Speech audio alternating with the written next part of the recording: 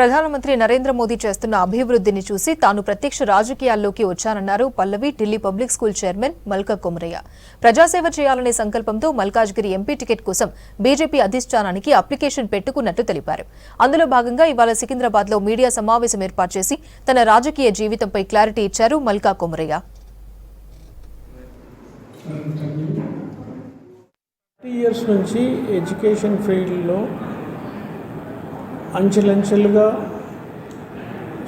పల్లవి model school, Pallavi international schools, Delhi public schools establish చేస్తూ 30 ఇయర్స్లో ఒక 38,000 స్టూడెంట్స్ను ఈరోజు హైదరాబాద్ టిన్ సిటీస్లో మన ఇన్స్టిట్యూషన్స్ ఉన్నాయి.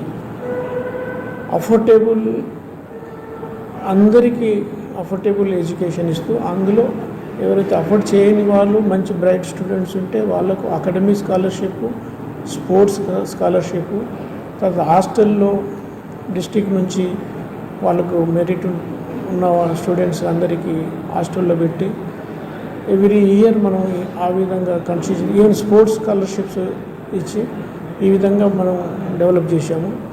కాబట్టి మాకు సంతోషం ఏంటంటే మా స్టూడెంట్స్ సాటిస్ఫాక్షన్, పేరెంట్స్ సాటిస్ఫాక్షనే మా గుడ్ విల్ అండ్ మా విక్టరీ. అందులో భాగంగానే ఒకసారి ఇప్పుడు ఒక స్టేజ్కి వచ్చి ఒక లెవెల్కు మనము సొసైటీలో గుర్తింపు పొంది ఇంతవరకు ఎడ్యుకేషన్ ఇన్స్టిట్యూషన్ డెవలప్ చేసినాం. కాబట్టి లాస్ట్ 10 ఇయర్స్ నుంచి నేను ప్రైమ్ మినిస్టర్ గారిని, మోడీ గారిని, వారి పరిపాలన, వాళ్ళకి service, work, sincerity, hard work, focus on the subject to